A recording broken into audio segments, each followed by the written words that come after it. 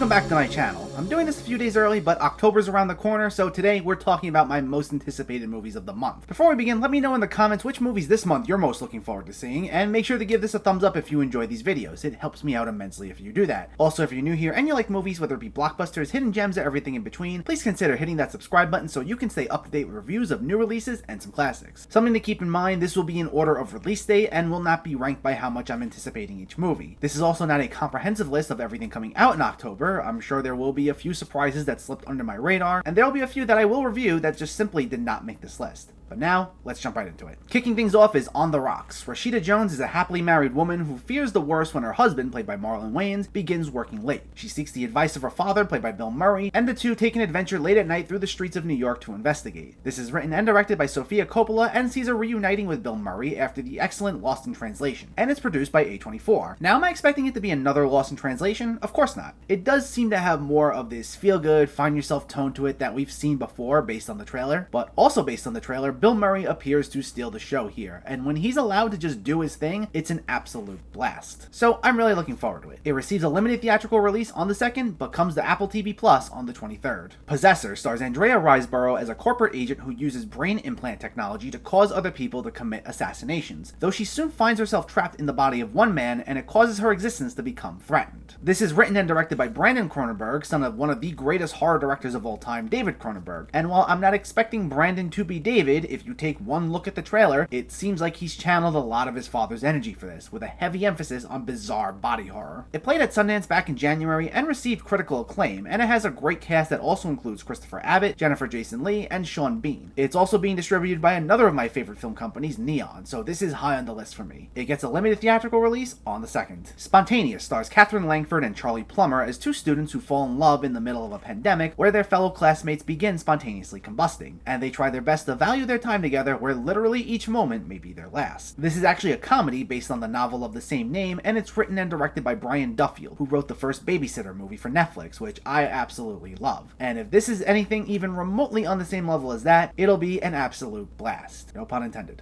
Hopefully it'll be a lot of fun. This also gets a limited theatrical release on the 2nd, but gets a VOD release on the 6th. The 40-Year-Old Version is written, directed, produced by, and starring Radha Blank in her feature debut, and she plays a down-on-her-luck New York playwright who's desperate for a big break before 40. She reinvents herself as a rapper and looks for inspiration between the worlds of hip-hop and theater to find her true voice. I saw the trailer for this and it looks wonderful. It looks like it'll touch upon a lot of great themes such as finding your own place in the world while providing a lot of laughs along the way. This was another film that premiered at Sundance and it got a lot of positive reception there, even winning the US Dramatic Competition Directing Award. This will be out on Netflix on the 9th. Love and Monsters takes place 7 years into a monster apocalypse. Dylan O'Brien plays a young man who's been living underground with the rest of humanity all this time, though he begins reconnecting over the radio with his high school girlfriend, played by Jessica Henwick, and he sets out to find her while trying not to get killed by all these monsters. This is another film written by Brian Duffield, who co-wrote this with Matthew Robinson, who wrote the Dora the Explorer movie last year, which actually was a lot better than I was expecting it to be. Despite the setting, it looks like it'll be a pretty lighthearted film. I don't see it being too risky, but it looks like it'll be fun, especially given who wrote this, and I think we can all use something lighthearted right now. So it'll be out on VOD on the 16th. The Trial of the Chicago 7 focuses on the court case where 7 defendants are charged with conspiracy by the federal government surrounding a wave of anti-Vietnam War and countercultural protests in the 1960s and 70s. This is written and directed by Aaron Sorkin and features a star-studded cast including Sacha Baron Cohen, Joseph Gordon-Levitt, Michael Keaton, Eddie Redmayne, among many others. This was already screened for critics and has received nothing but rave reviews, especially praising Sacha Baron Cohen's performance and the screenplay. It's already being lined up as a serious contender in the Oscars next year, so I'm sure we'll be hearing plenty more from this over the next few months. With everyone involved, it should be great and I'm looking forward to it. It's out on Netflix on the 16th. Rebecca stars Lily James as a newlywed who arrives at the estate of her husband, played by Armie Hammer. However, she finds herself battling the shadow of her husband's first wife, Rebecca, whose legacy lives on in the house long after her death. This is directed by Ben Wheatley, who has a number of independent horror and thrillers to his name, and this is probably his most mainstream film to date. And it's the second adaptation of the novel of the same name, the first being the Best Picture winner by the great Alfred Hitchcock in 1940, which was such a well-crafted thriller. Wheatley has made it clear he's not doing a direct remake of of Hitchcock's film, and this looks like it's doing its own thing. The trailer has a very chilling, gothic sort of feel, and it looks like we're in for some great performances, particularly from Lily James, so I'm very excited for this. It'll be out on Netflix on the 21st. Bad Hair stars Ellie Lorraine as an ambitious young woman who gets a weave in order to succeed in the image-obsessed world of music television in 1989. However, her career may come to a grinding halt when it appears her hair has a mind of its own. This is written and directed by Justin Simien, who also directed the 2014 critically acclaimed Dear White People, which went on to become a critically acclaimed Netflix series, and it has a great cast that also includes Vanessa Williams, Jay Farrow, Lena Waithe, Blair Underwood, and Laverne Cox. It's an original horror comedy with a pretty fun concept that seems to be a satire on MTV culture. It played at Sundance, and the reviews have been mixed to positive, but I'm still looking forward to see where it goes. It'll be out on Hulu on the 23rd. Over the Moon focuses on a young girl who builds a rocket ship to go to the moon so she can meet a mythical moon goddess. It's directed by former Disney animators Glenn Keane and John Cars, and it's the final screenplay by Audrey Wells, who also wrote the excellent film The Hate U Give in 2018 before sadly passing away. The film definitely has a bit of a Disney vibe, especially since it's a musical and based on Chinese mythology, and it looks incredible. The animation, from what the trailers have shown, is stunning, and it has a great cast with Philippa Sue, Ken Jeong, and John Cho, among many others in the supporting cast. Given everyone who's involved, this should be a joy to watch. It'll be out on Netflix on the 23rd. And finally, Synchronics stars Jamie Dornan and Anthony Mackie as two paramedics in New Orleans whose lives are ripped apart when they begin to encounter a series of horrific deaths linked to a drug with some truly bizarre effects. This is written and directed by Justin Benson and Aaron Moorhead, whose films I haven't seen before, but they have 3 other films to their name, all of which have been well received, and this seems to continue their streak. It played at TIFF last year and received positive reviews, and it looks like it may get into some truly weird psychological territory. The trailer did a great job of not revealing too much, but it has an eerie vibe to it with a chilling soundtrack. I think we're in for a wild ride. It'll be out in theaters on the 23rd.